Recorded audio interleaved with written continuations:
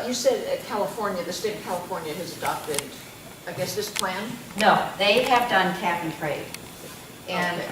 cap and trade is different. It's more gameable, and you have to set up a whole new market structure to do the cap and trade. And this is simpler and I think much better accepted by economists as the way to go in terms of driving the whole clean energy and getting us off fossil fuel. All right, so how has this proposal been accepted or rejected in California? Well, California is they are pricing carbon by doing cap and trade, but they're not doing this plan.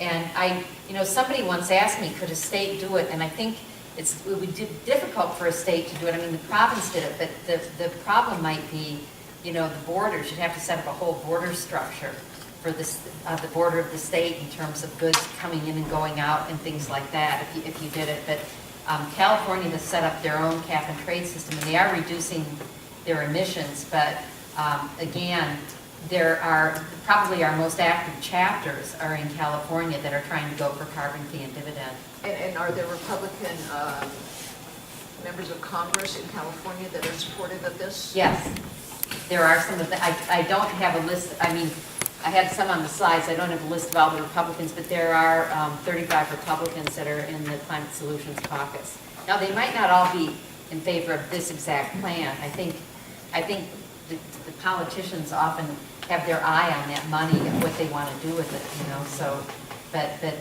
but we stick with this plan because we think it has appeal to both sides, and we did a REMI study on it showing how good it would be.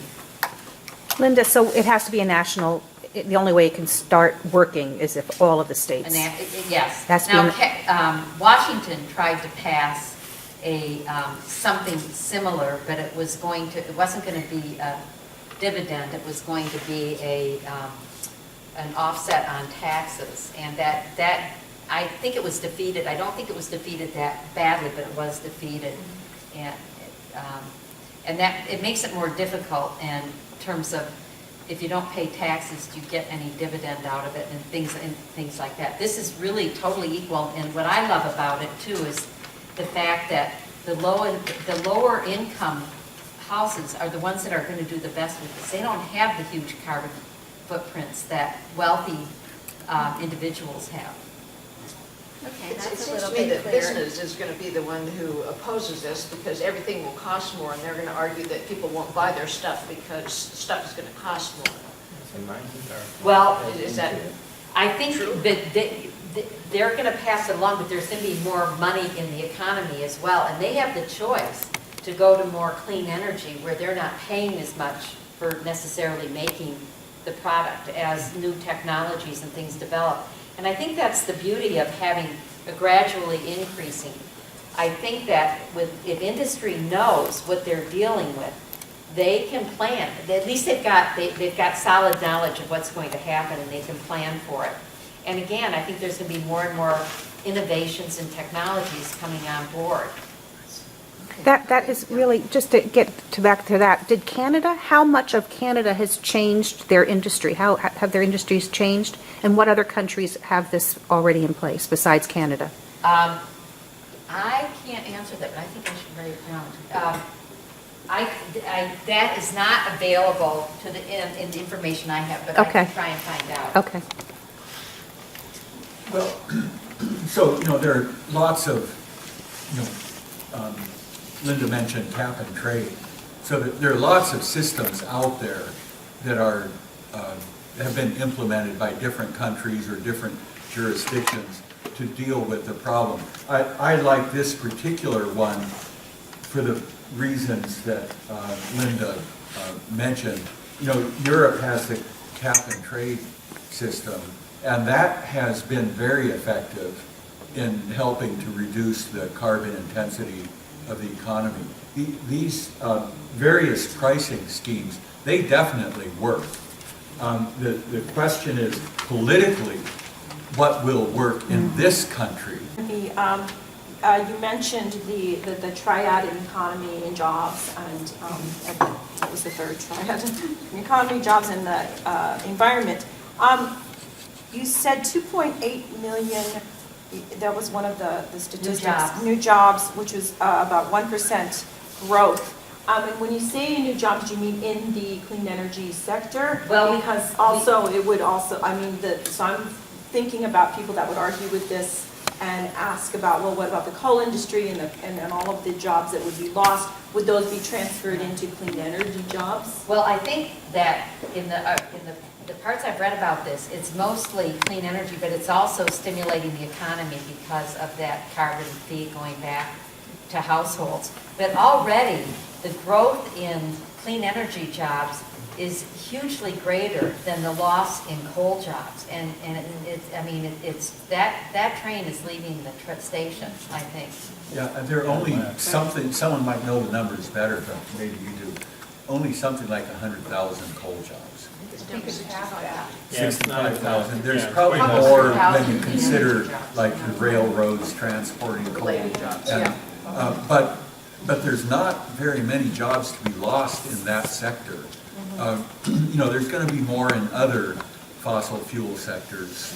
Even natural gas is going to probably get hit a little bit, even though they're very competitive right now. But, you know, you add this fee on and the economics are going to shift away from fossil fuels. I was wondering about the goal that California has of the 2030 to try and get away from fossil fuels, or let's say a federal goal of 2050 to get away from fossil fuel usage altogether.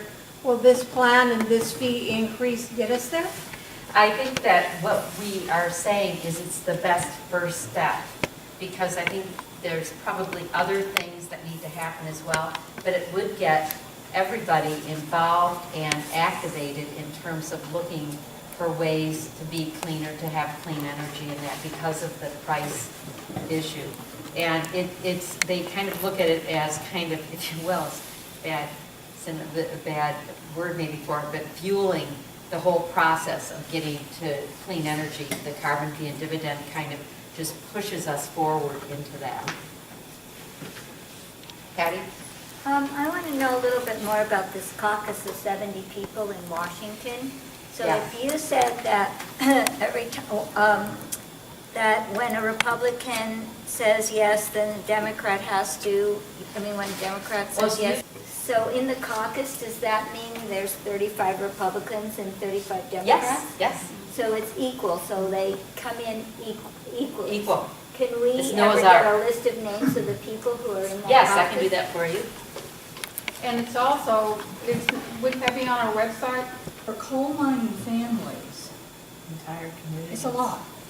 And I think this is where we fell down last year. And I think that we need to be talking about doing some training and some outreach to those families, just like we did with the auto industry. You know, and, you know, opening up plants in different parts, you know, of the country. I think we really, you know, I would hope that we could come together and, you know, make some connections with those towns and with those families and with those, because they really suffered. They suffered quite a bit. I'm just not talking about last year, but I'm talking about, you know, over, you know, the last several years. You know, Yeah. my grandfather and my uncles and my cousins who live in Kentucky were coal miners. And I think that we suffer by not connecting and I coming think up it would with be a- some alternatives. I think that's true. I would just think that it would be something that you could figure out that would add simultaneously phasing out coal and phasing in those towns, clean energy factories or clean energy, you know, jobs, so that as they were being phased out simultaneously, they would be trained and ensured jobs, like guaranteed jobs in the clean energy field. Had a similar problem with the timber industry, you know, when the sawmills were closing. And they had retraining programs and they were very successful. And, you know, such retraining can make the difference between a successful big initiative and one that's gonna go nowhere. And so,